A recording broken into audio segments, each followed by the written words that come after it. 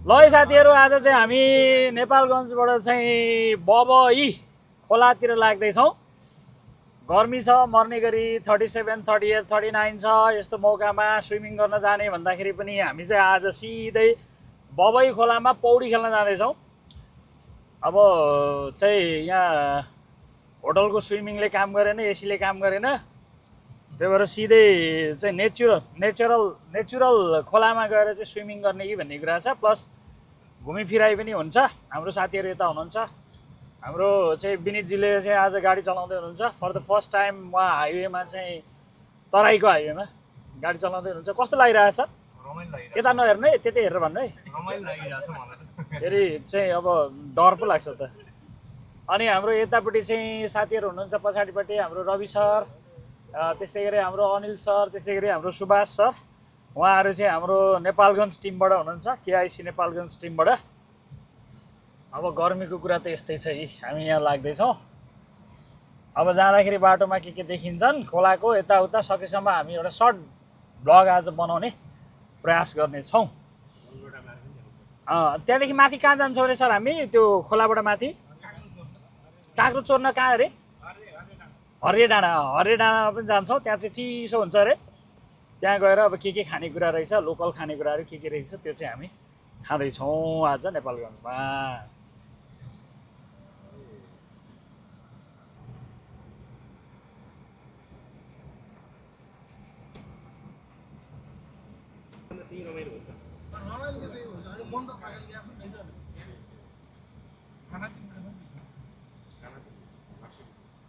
मन्त्र थकालीको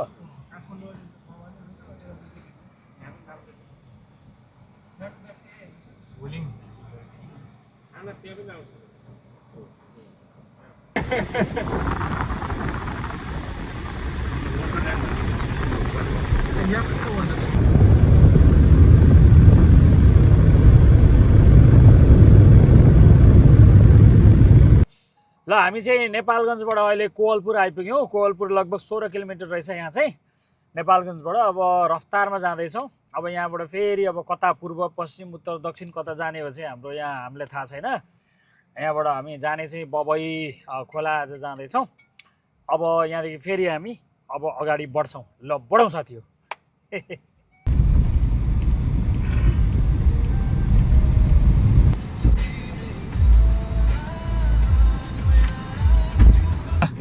यहाँ आयो हाम्रो साथी एउटा आयो यहाँ।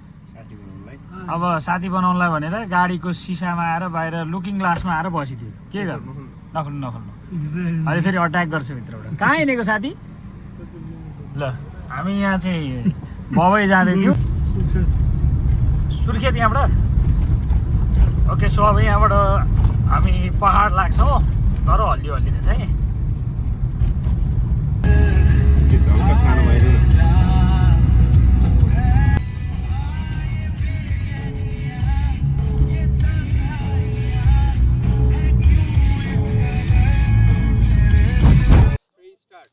ल हामी चाहिँ आज बबई आइसकेका छौँ। बबई यहाँनिर खोला देखाउँ सर? खोला यो स्विमिङ गर्ने खोला देखाउँ। अनि यता पारी चाहिँ सुरुङ मार्ग अरे। अब यो बबईमा नुहाउनको लागि आयो। यहाँ पनि गर्मी रहेछ, डेन्जर गर्मी रहेछ। अब यहाँ टक्कसँगले खोलामा नुहाउने। यहाँ माथि अलिकति गुफा छ अरे, त्यो गुफामा गएर चट्टो चिसो पानीमा चाहिँ बसेर एकछिनसँगले नुहाउने। अनि त्यस पछाडि फेरि यहाँ पनि नुहाउन मिल्छ। आज चाहिँ हामी यहाँ आयौँ बबईमा। चाहिँ तलबाट लगभग 1 घन्टा लाग्ने रहेछ। पहाड पुरै टर्निङ टुई टुई टुई।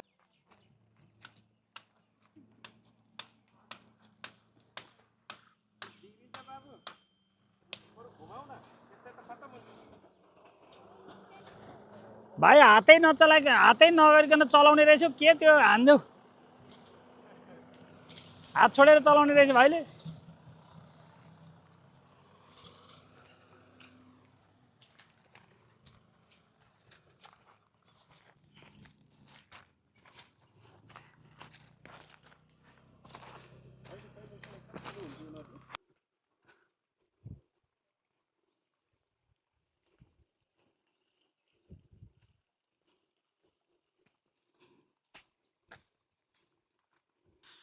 ल यहाँ चाहिँ एउटा गुफा छ अरे भन्ने कुरा आयो।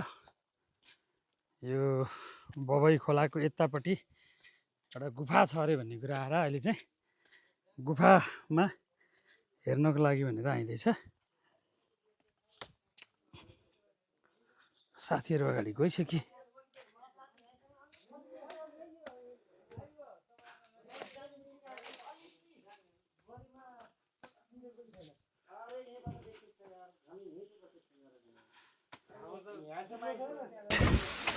ल गुफा त यहाँ पो रहेछ त यार।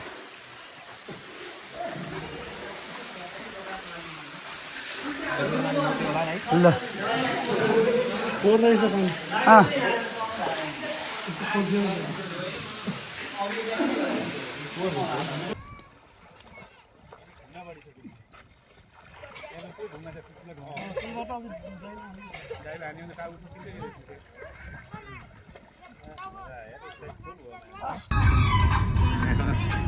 स्यामसङ त खत्रै देखिनु भयो यार अहिले त। आम्मा यो टर्निङमा के गाडीको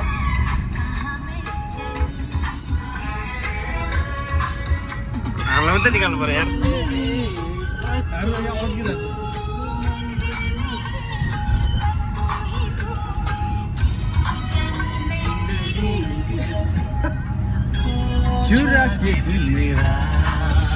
म्युजिकको लागि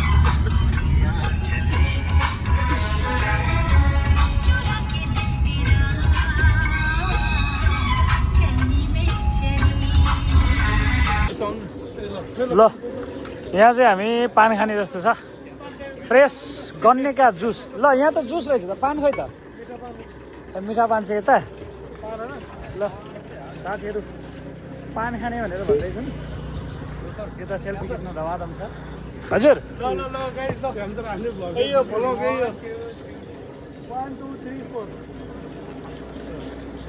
पान त फुलवाला पान भन्नु न। ल